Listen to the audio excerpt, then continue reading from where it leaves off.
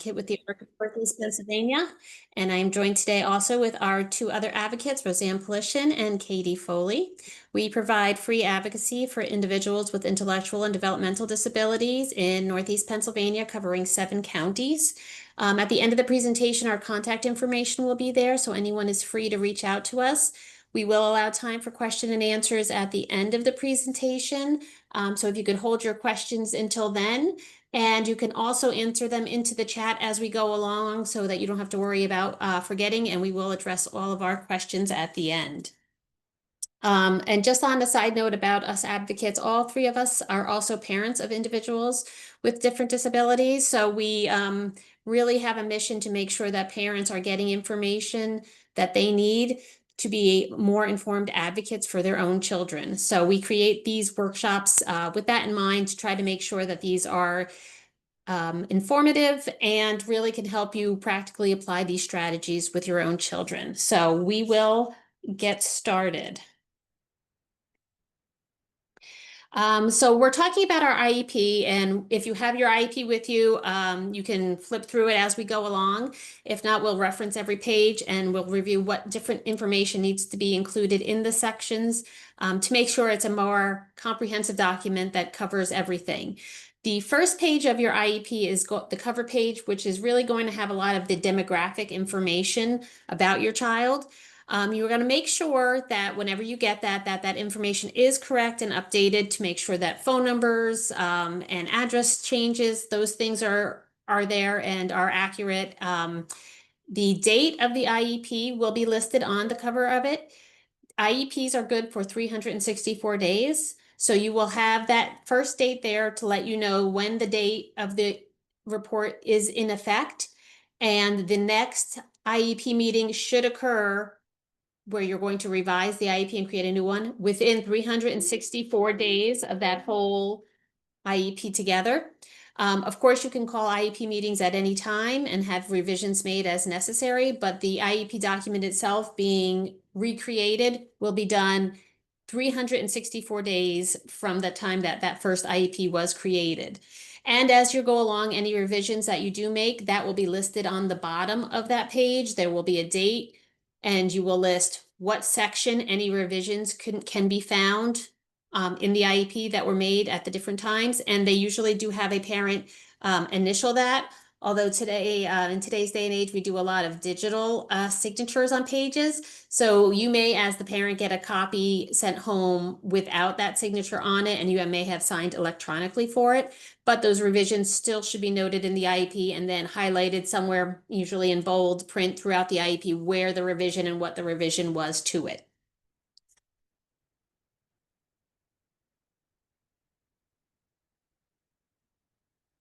Okay, our next page on the IEP is the signature page.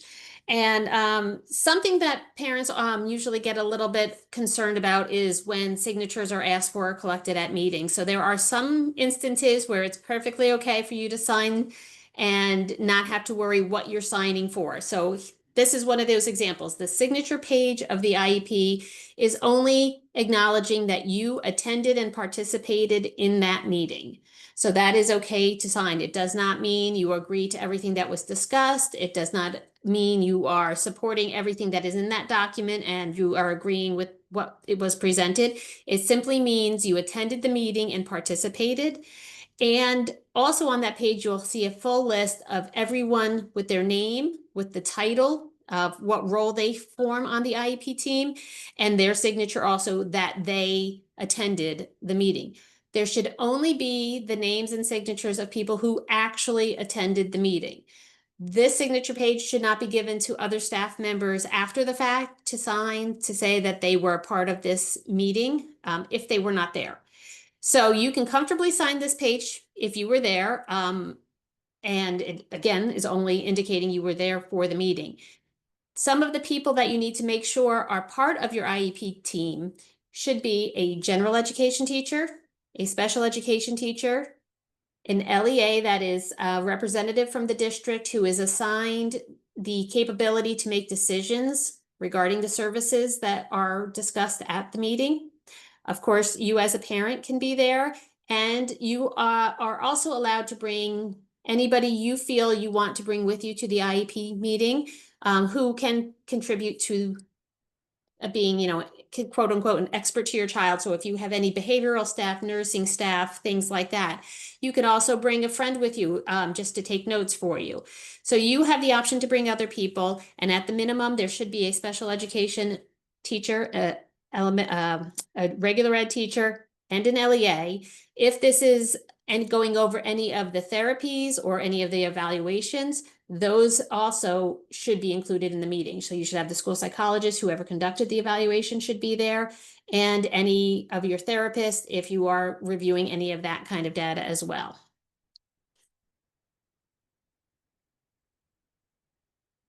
Okay, the next page of the IEP is another signature they're going to ask you to do, is that you have received a copy of your procedural safeguards. So the procedural safeguards is a separate document from the IEP. It's usually a stapled packet that's pretty thick, and they'll hand it to you, and they'll oftentimes make a little joke about it, that you could wallpaper your house with it or stick it in the stack of papers that you always get and you never read. But actually, this is a very important document. These are your rights for special education.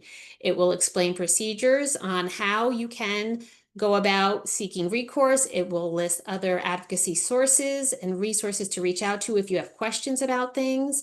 It highlights some of the really important aspects of the special education process and the requirements and the regulations that the schools need to follow in terms of it. For instance, there's a section in the procedural safeguards that will explain what happens with a child who gets suspended or expelled. So these are actually very useful bits of information that they hand to you, and they are required to give it to you at least annually, every time they redo your IEP like that. There's also some other times that they may hand it to you. For instance, if you do file for due process or a state complaint, they are required to give it to you then also. So I do suggest that when you get this, and they're only required to make sure they give it to you, not that you have read it. So your signature is just acknowledging that, yes, they have handed you the packet. Sometimes they'll also email it to you if you get digital copies of things as well. Not during the meeting because you're obviously going to be busy at that time, but I do highly suggest you sit down and keep that packet and review it often, because it is really very informative on what the rights are and describing a lot of the processes of the regulations, and you'll get a much better idea of what you can do and what you can request, how to do these things, how to seek recourse. So keep that page, and it is okay to sign again that you have just received that packet. All right. The next page is also a signature page. It will be regarding medical assistance. So on this page, they will ask for your signature where you are consenting to give the school permission to bill your medical access for certain services. So this could include any of the therapies that your child is receiving. It can include personal care assistance from aides who may be helping with bathrooming and things like that. It could even be if you're getting nursing services through the school. If your child has medical access already, the state program, this will not impact any of your services that you're getting outside of school. This will not cost you anything. This is an optional program that you can sign and allow them to access. The benefit of that is that the school is then getting reimbursed for some of these costs that otherwise would have come out of the general budget for the school district. So in turn, it is freeing up monies within the school that can be used for other things, other staffing, other services, and they're still getting that money sent in as reimbursement. And again, it is not going to impact you getting any outside services. It is not going to cost anything for you. It is just some way for the district to recoup some funds for services they're going to provide regardless. So it is a suggestion and recommendation that you would be able to sign that, as it will free up monies in your district so that they can provide additional services with the funds that they already do have. Okay, now we're going to start getting into the more individualized aspects of the IEP. And the first page you're going to see is one called Special Considerations, which is almost like a checklist of yes and no questions on there. Any factors that are checked with a yes must be addressed somewhere in the IEP. That indicates that there's a special need that your child has and how is the school going to be addressing it. So some of the questions that are asked on that page are, is the child blind or visually impaired? Yes or no. Is the child deaf or hard of hearing? Yes or no. Does the child have communication needs? Does the child need assistive technology? Does the child have limited English proficiency? Does the child have behaviors that impede learning? So any portion that is check marked yes, there should be a little bit of verbiage underneath there about what specifically the area is, and then it should be addressed somewhere in the IEP. For instance, does the child need assistive technology? If it is checked yes, that should be listed in the present level section of the IEP to discuss what is needed, how it is used in the classroom or throughout other parts of the school day, and probably again listed in the SDI section of the IEP, again, showing the parameters of what they use, how they use it, when they use it. I do want to bring you down to that final check, the behaviors that impede learning. If that is checked yes, the district should have or should be in the process of completing functional behavior assessment for that child, an FBA. And once that is completed, a positive behavior support plan should be put in place. All of that information should also then become part of the IEP so that any reader has all that information all together that shows what the identified behaviors are, what the antecedents for the behaviors are, and how we are going to address them and how we are going to make goals to address those behaviors moving on. So and sometimes we'll see IEPs that do have behaviors listed as things that are happening in the classroom. And then I will look on that special consideration page and it is not checked off that there are behaviors that impede the learning, yet the present levels is describing in all the observations that the child is having these behaviors that are impeding learning, or parents will call and say, my child is being asked to leave early or having, detentions and suspensions and things like that due to behaviors. And then when we look at the IEP, that section is not checked. So that is something that parents can also request, that an FBA is done for their child, especially if you are getting these indicators from the teachers during the school day that there are behaviors, there are consequences, there are things that are impeding their learning. Obviously, being sent to the principal's office, you're not in the classroom learning, so that is impeding your learning. So you want to make sure if this is habitual, if this is a pattern, you request that FBA, you have that check marked, and we look into what are the behaviors, why are they occurring, and what can we do about them to stop impeding the learning. So that's all on the special considerations page. And I just want to throw in one other factor that is now being put on that page a lot. You may see it doesn't have a yes or no check mark, but it might be an additional line that's just thrown in on the bottom now that is indicating FID, flexible instruction days, may be used in the course of the school year. So some districts are using these flexible instruction days in lieu of snow days, the traditional snow days where students are off. So I've been seeing a lot of IEPs where this little disclaimer kind of is thrown in there. If that is thrown into your IEP, just to let you know that there are flexible instruction days that may be used in your district.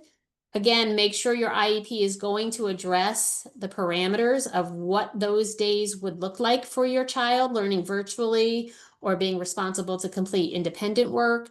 How are those flexible instruction days at home going to look if you have therapy or if you usually have somebody that provides one-on-one support for your child?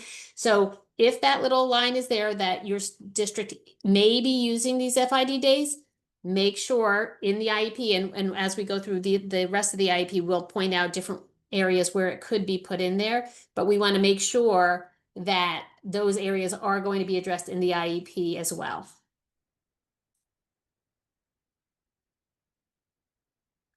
Okay, so the next section is the present level section, and this is probably the biggest section of the IEP in general. This is going to be, it should read almost like a biography of the child. You want to have a little bit of a history of what the child has been throughout the duration of their lifetime. It could even start with, some of their birth history and early intervention kind of information as well. It should have areas of all the development of the support that was needed and has been provided, their academic and their functional performance. So again, IEPs are not just related to academics. We can address academics, we can address behavioral and social and adaptive functioning as well.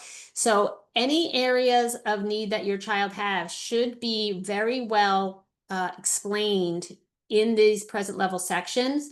And what is in the present level section is really going to dictate how the goals and how the SDI are put together at the end of the IEP. So you want to make sure that somebody getting this IEP who doesn't know your child has a reader. This is just going to be exactly, this is who the child is. This is what their performance looks like in a classroom. These are the areas of strengths that they have, because that is also a very important thing to highlight. Here are the areas of concern. Here are the progress of their most recent goals. So that will show you where they're at, what things they're working on, how they are working towards transition. Evaluation data. Now, this is often omitted in a lot of IEPs or very much downplayed, but there are some important components to the student's most recent evaluations that should be still included in the present levels, because it's going to give you a well-rounded view of how the child performs, what their abilities are, where their deficits are, and that evaluation data is what really highlights that. You also want to have information in there about the benchmarks that they're completing in the classroom. So some schools use the STARS or the IXL programs or things like that. You want to have that data included, as well as regular classroom performance on what their grades look like and what the progress on their goals are. That special considerations page we talked about just before, again, you want to have paragraphs that describe what those specific needs are, what the need is because that child is visually impaired. So this is what this paragraph is going to look like on how they're functioning in the classroom with their visual impairment, and what kind of accommodations are already put in place, and what are the areas of deficit that maybe we still need to work on and tweak to find things to make them more productive in the classroom. Strengths, very important to list that.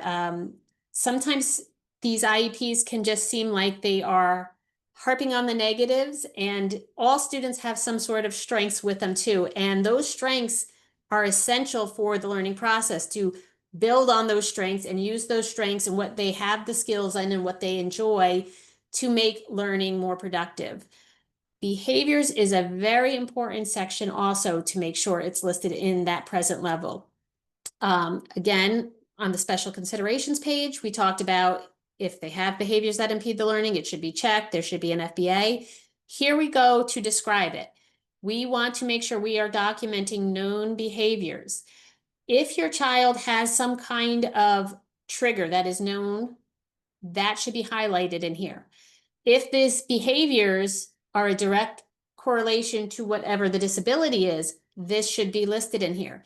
Number one, this is going to help prevent any misunderstandings about different staff members doing things that might be known triggers to the child. And we do not need to do anything that is going to get that child set off for the day and off the course of learning. So if we can identify what the things are that the child works with well and the things that do not work well for the child, put that in here. This is also going to help you when it comes time for any kind of discipline for a behavior. We want to make sure it's noted in there so that there are no surprises that you get a call saying your child is now suspended because they hit a staff member during a fire drill, and since there's an act of aggression, send them home for the day, they were suspended. Well, in that present level section, it should be noted that if your child is triggered by loud noises or has a known reaction to fire alarms or crowds or being rushed or unexpected changes to the structure of their day, this is showing you that their disability can result in a behavior that the staff can essentially try to plan for in most instances to avoid those kind of behaviors. But again, it's also setting the narrative that this behavior was part of the disability, a manifestation of the disability, which is going to be important to have documented, because then it can become part of what the consequence of the discipline turns out to be. And one of the most important and often overlooked sections of the present level is the parental concern section. Um, it's very sad to me when I see an IEP that has this section emptied because it means you were not reached out to for your input to be part of the IEP. This is your section of the IEP that you can write yourself, and I often recommend that parents do this. You can wait till after the IEP meeting is over and just let the staff know that I will be emailing you a blurb for you to insert in my parental concern section. You can send it ahead of time if you want. If you know that there are things you're concerned about, you can send it to them, give them a chance to look it over so that at the meeting they're also prepared to address it. Anything in that IEP that you put as a concern, the school should be addressing with you to talk about and work through and create a plan for. So this is your spot to document it. Sometimes teachers give almost a questionnaire, or they'll interview the parent or paraphrase things. So you have to think, are you comfortable with somebody paraphrasing your concerns to put in the IEP, or would you rather have them put in verbatim as you actually are concerned yourself? So the parent concern section, and that is also something that can be revised and updated at any time. You can have different concerns throughout the year. You can call IEP meetings to have a discussion about you felt your child was getting bullied and you want to put in a concern statement of that. You want to have a meeting because they haven't made progress on their math goals. So you want to maybe make a little statement in there that you're concerned that there has been no progress made, and maybe this is not the right math program that we should be looking at with your student. You could put in a concern that you are concerned that there are new behaviors escalating with your child. Anytime you need to, you can call a meeting and you can issue a new parental concern statement, but I do recommend that all parents write them themselves and make sure that is included in the IEP.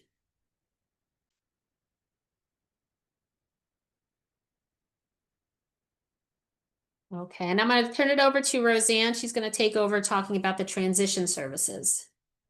Okay, so the next section of the IEP is going to be the transition services. And this section is required for students age 14 and up. So if your child's younger than this, you may just skip over this section, but it's still something that you want to be familiar with. And, it's never too early to start planning for transition. So this transition services section. The transition services are a set of activities designed to improve academic and functional achievement to help with the move from school to post-secondary education, to work and get employment, and for independent living. So it covers those three different areas. So there's a lot of things could be addressed in this section. If your child is interested in vocational training, integrated employment, adult services, adult education, community participation, and independent living. In this section, they should be individualized and planned with input from the student. So your student should be invited to attend their IEP meeting and should attend. We recommend, even if it's just a portion of the time or just to meet everybody and say a couple things. But they should start attending those meetings in the IEP cycle where they will turn 14. And that's, again, when you're going to start working on the goals as well in this section. So there should be transition goals outlined in this section in those three areas, post-secondary employment and independent living, unless, there's something in there that says, the independent living area is something that they don't need a goal in. But we encourage you to look very closely at all three of those areas and not just assume based on the disability that the individual student wouldn't have an interest, or there's not something in those sections that you'd want to work on. Um, Employment, independent living, along with other agencies can be involved too in this process, and they could start attending your IEP meetings like a supports coordinator or OVR or someone else that could impact those transition areas. If you feel like their IEP team decisions on these areas and you're not really getting anywhere, you can always, consult with outside independent people that know your student as well to talk about, these transition services. So it's never, too early to start planning for life after high school. So a lot of times our individual children or the students we work with, it may take a long time for them to reach a goal, but it doesn't mean that it's not going to be possible. So it's time to maybe even when they're younger, start thinking about things that they might like to do when they're older, and start planning what we can do to work on that and help them achieve some of those goals and prepare them to be a productive adult. So just if you don't not working on that section, what I would just say is just become familiar with it and start thinking about your student in the future, what you'd like to achieve for them. The next section is the participation in state and local assessments.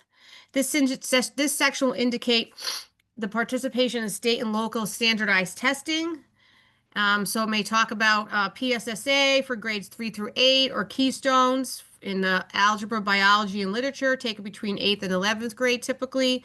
And some of your accommodations that are in your IEP can also be made for these type of testings. So this section should list that if they're going to be taking a standardized test. And some of those accommodations or SDIs can also pertain to the testing time. So they should also be listed here in this section as well. It's a good time to talk about different types of testing, and if you're expecting your child to take these standardized tests, or if they're going to take an alternative assessment like the PASA, that would be noted in this section as well.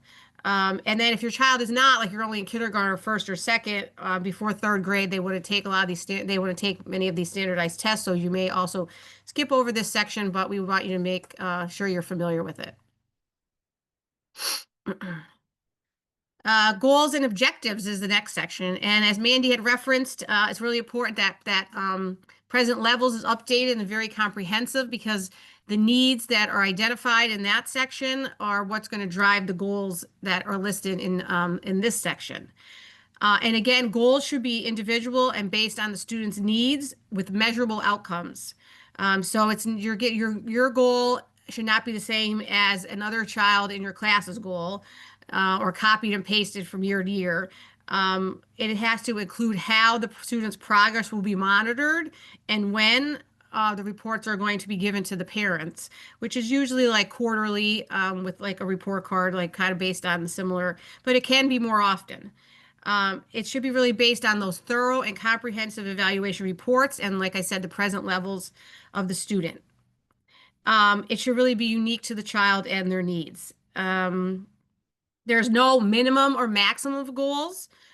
So sometimes we go in an IEP meeting and say, well, we're only going to have one goal in that and reading. But if they have a need, say, for a reading comprehension goal and decode a fluency goal, or a written expression goal, if that's identified as a need, there should be a goal that goes along with it.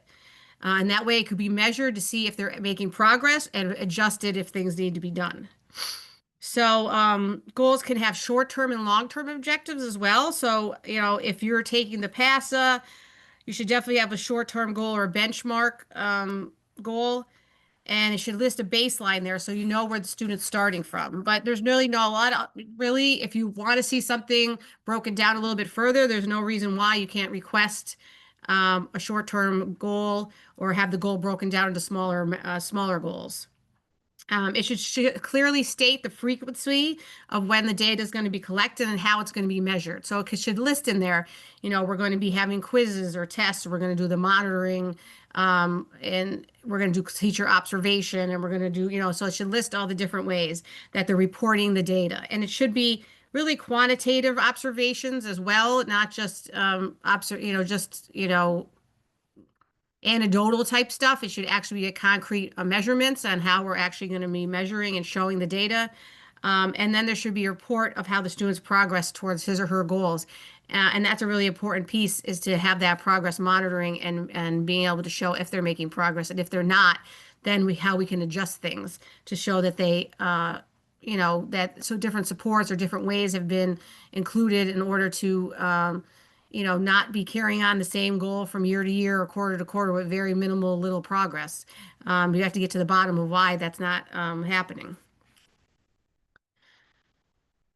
The next section is our special education related services and supplemental support. So this is like a really huge, big section. And sometimes when you're in the IEP meeting and the meeting's going on and they're going through the present levels and they're going through their reports and they're going through the progress on the goals, and then now we're starting to run out of time, and so then they just kind of skip over this section. But this is really a super important section of the IEP, because this is the actual special education piece. This is actually the related services the students receiving. It's the curriculum and the special education, the specially designed instruction that's being how the student learns and how they're being taught. It also includes any accommodations or modifications, staff support, all the different things that encompass special education. So it definitely is not something that should be rushed to or forgotten and left for last. Um, in this section, they talk about program modifications and the specially designed instruction. Like I said, it's the how-to portion of the IEP for staff. So specially designed instruction means adapting that content, adapting the methodology, and the delivery of the instruction to ensure access to the curriculum. So how are they adapting and changing things so that the student with these special needs can still learn the same things that all the other students are learning? So they ensure that access to the general education curriculum that all the other students receive so that it's free and appropriate and equal. This is one of the two eligibility requirements for having an IEP is that you need that specially designed instruction along with having the disability. There's a listing in here that will list modifications the student needs. The location of the modification, it would take place, say, in all settings or just the special education classroom. The beginning date should be listed of the SDI and the anticipated duration, which could be the full time, full amount of the whole year IEP, or maybe we're just going to try something for a limited time. So if we're going to try something, it should still be in the IEP, and then we could adjust those dates. It should be as specific as possible. So for example, having the IEP, if it's, they're not going to name the curriculum they're using, but they are using a multi-sensory phonics-based program, then let's put that in there in the IEP, that's the curriculum that needs to be used with this child for them. If they're using, for example, like preferential seating as an SDI, well, what does that preferential seating mean for the student? Is it seated by the teacher, or is it seated wherever the student feels comfortable sitting? And is that necessary all the time, or is it necessary when the student requests it, or who decides that? So sometimes that's where things are a little bit more vague, and we come into an IEP meeting and we just want to dive into figure out how it should be listed so that everybody, all the teachers know, and all if it gets passed on to somebody else, it's not like starting from scratch trying to figure that out. And then sometimes, is as needed.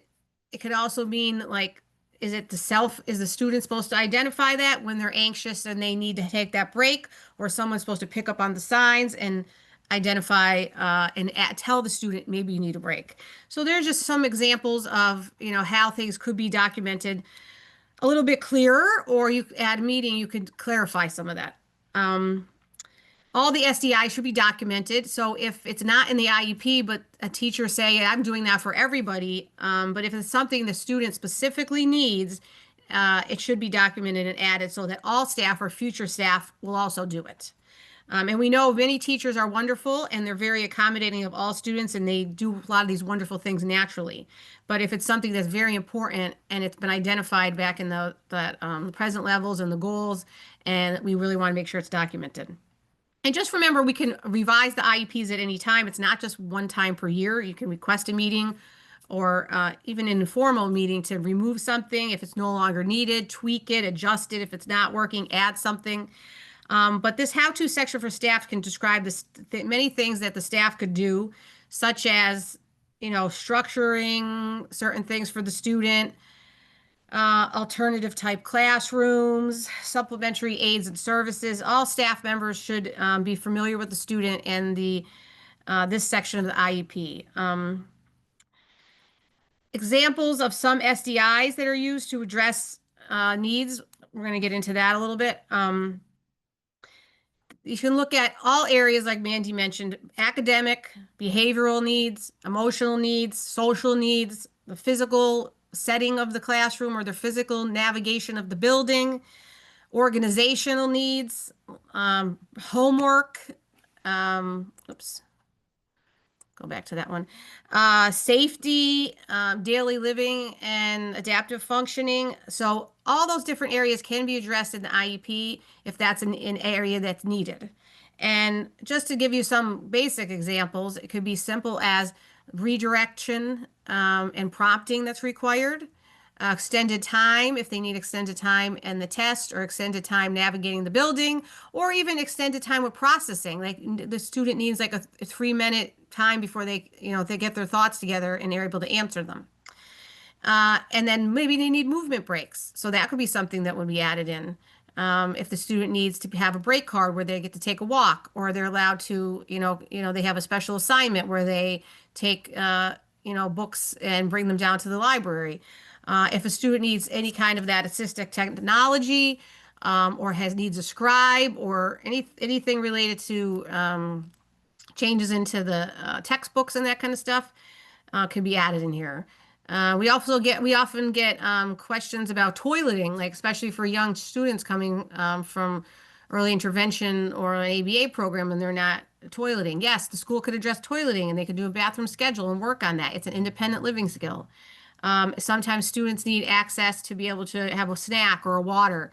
Um, Daily communication logs. This is one of the things I always see that's never in the IEP right off the bat, but students can't always tell their family what happened at school that day. So getting that daily communication log and having it in the IEP is just a really important area for a lot of families. So these are all different things that should be documented and can be documented, and they're kind of endless, and really it can be worked out with your IEP team, um, and should definitely be covered at every IEP meeting. So next we're going to get into that section that's also part of that same section, special education related services and supplemental supports, that very large section, but it's divided into A and B. So now we're getting into B, which is the related service section. So this is where any kind of related service that your child qualifies for based on their evaluations, PT, OT, vision therapy, speech therapy, counseling, school health services. These here we have listed all these different services that could possibly be a related service. Most of us are familiar with the PTOT, speech therapy, but there are many others, mental health services, social work, um, orientation and mobility services, that all would be added into this section, including transportation. And they could be listed in here, where the service takes place, the frequency, the beginning and end, those duration dates are all covered in here.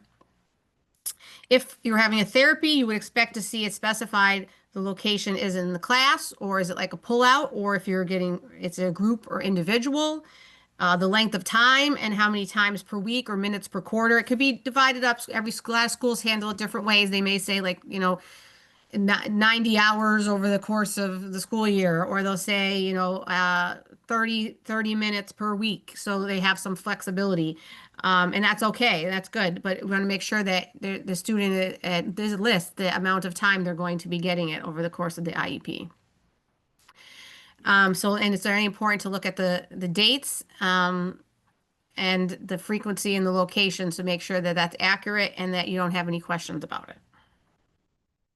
And that's the last two sections of that. The same coverage area is the supports for school personnel. So this is where it specifies which staff members and what supports they are going to receive, and training materials and equipment that's going to be needed. So the teacher may be getting training, specialized training in reading program, or de-escalation strategies, or many different things. So it will list that support for school personnel. And if you have something that you'd like the teacher or staff trained in, you can suggest it and bring it to the team, and they could consider that. And then the last section would be gifted. So sometimes we have students that we work with at the ARC that are dual, and they have a gifted IEP and then maybe an IEP for another reason. But this section would list any supports needed: counseling, career guidance, transportation, technology, or any supports related to being gifted.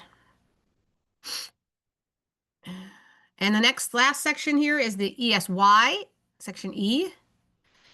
And we do a whole presentation just on ESY that we do come January, because it's such an important piece of the IEP. But just to briefly go over, it would be checked eligible or not eligible for ESY.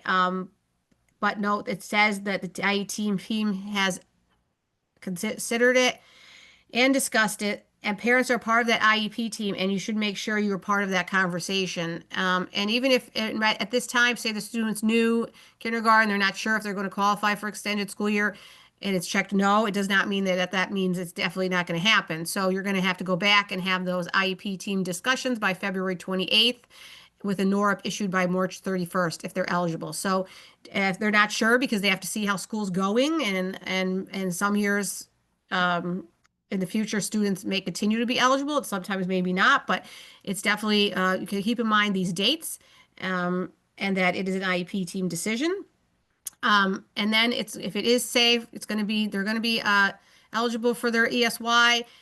There is going to be that section here where you're going to indicate eligibility, what the service is going to be, their location, the frequency, the dates. So that may carry over some of the goals in that section. And it may differ from what's in the school year services. So you might not be working on every goal. You might not have every eligibility for every service, but that ESY section definitely should be filled out.